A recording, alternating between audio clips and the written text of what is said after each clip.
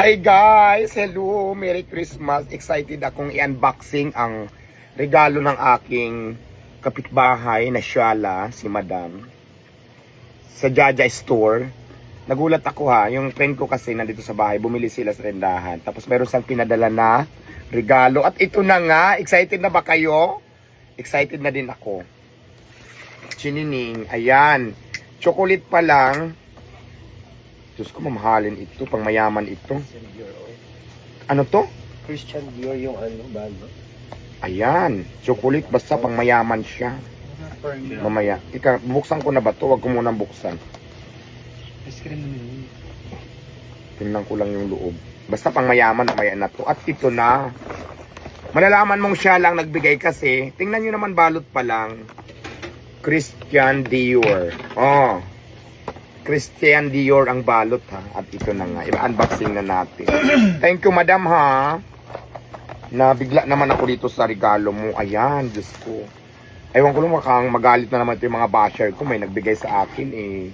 Bigla na lang pinapadala dito. Siyempre, di ba Pasko ngayon, tatanggapin natin yan. Pag mga blessing yan, binibigay sa atin. At ito na nga. Parang ayaw kong anuhin. Ay! Diyos ko, puro Shala. Aray ko, Shala talaga. Sukulit na naman. Sukulit. Ayan, basta pang mayaman to. Wait lang. I love it. Madam ha, thank you. Diyan sa Jaja Store, thank you so much. At ito pa, mayroon pa.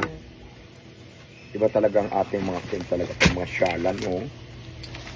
Maraming salamat, Madam, kasi first time ko din talaga nakatanggap dito ng regalo na taga rito talaga. Ay, Diyos ko. Ito na nga. Paris. Another sukulit. Madam, thank you so much. Sobrang tamis nito ngayon na makakain ko. Maraming salamat sa maagang pamasko. Sana marami pang blessing ang dumating sa iyo, Madam. Merry Christmas in advance. Happy New Year. Siyempre, pagbati mula sa aking puso at pasasalamat ang nag-iisang controversial beauty, Diwata Paris. Merry Christmas, Madam. Maraming salamat. Madam. Ayan. Pinadala niya dito kay Red. Ayan, Madam. Diyan mo pinadala. Salamat, Madam. Thank you so much, Madam.